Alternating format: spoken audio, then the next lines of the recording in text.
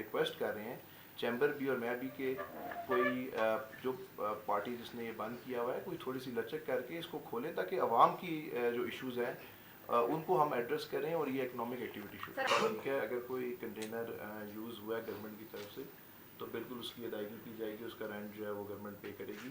और in case of emergency provision available है कि अगर आप किसी चीज़ को यूटिलाइज़ करते हैं फॉर ब्लॉकिंग ऑफ रोड तो आपने उसका रेंट भी देना है। जैसे इलेक्शन में हम गाड़ियाँ भी पकड़ते हैं तो उनका रेंट भी हम देते हैं, तो इस तरह इसका भी जो जिस रास्ते की आप बात करें वहाँ से भी पूरा बलूचिस्तान ही डिस्टर्ब होता।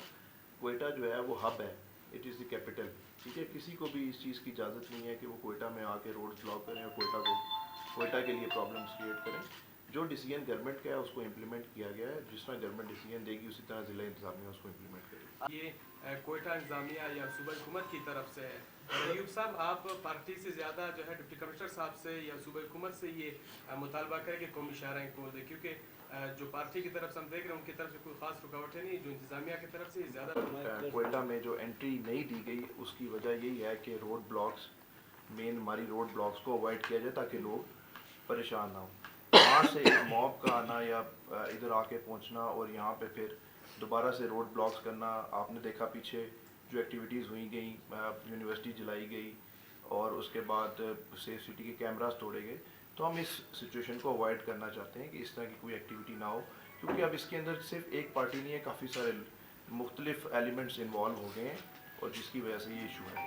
अच्छा डिप्टी कमिश्नर साहब, आपने बताया कि ये तो इस प्रेस कॉन्फ्रेंस बेसिकली चैम्बर की तरफ से है उनके इश्यूज़ के ऊपर। मैं तो चैम्बर के इश्यूज सुन के इनकी एक एप्लीकेशन मेरे पास आई जिसमें उन्होंने अपने प्रॉब्लम्स बताए, फिर एक पहले इन्होंने प्रेस रिलीज भी दी है और जो प्रेस रिलीज उन्होंने दी है वो भी इस चीज़ के बारे में यही कहना चाहते हैं कि ये रोड खुलनी चाहिए और गवर्नमेंट इस रोड को खुलवाए।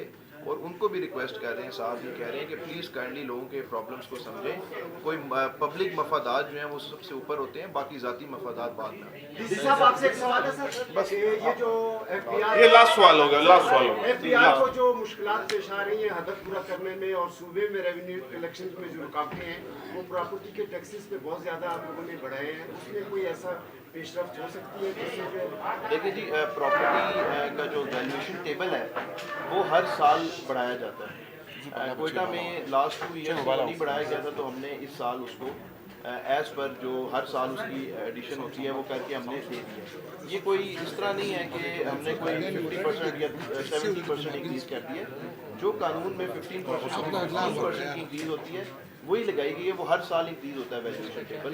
और जो FBR से रिलेटेड है उस पर मैं कमेंट नहीं कर सकता, वो FBR उसके ऊपर बेहतर बता सकता है। अच्छा, एक ये गवर्नमेंट का डिसीजन है, इंशाल्लाह जैसे ही इस पर कोई डिसीजन होगा, अभी क्योंकि बातचीत चल रही है गवर्नमेंट की तरफ से, जब गवर्नमेंट को फाइनल डिसीजन लेगी तो इंशाल्लाह आपको बताएंगे। अयूब भाई एक बैठा ना, अयूब भाई आप ऐसा करते हैं कि वो सुभाष मुसरा को बुलाते, DC साहब को नहीं बुलाते, आपने मुसरा को क्यों नहीं बुलाया?